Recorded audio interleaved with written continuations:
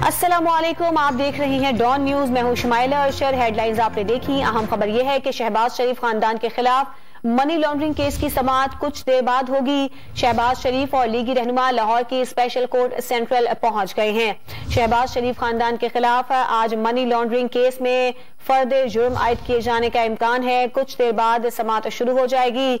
शहबाज शरीफ और लीगी रहनुमा लाहौर की स्पेशल कोर्ट सेंट्रल पहुंच गए हैं। लाहौर की स्पेशल कोर्ट सेंट्रल ने मुल्जिमान को फर्द जुर्म आयद करने के लिए कार्रवाई के लिए आज तलब किया है।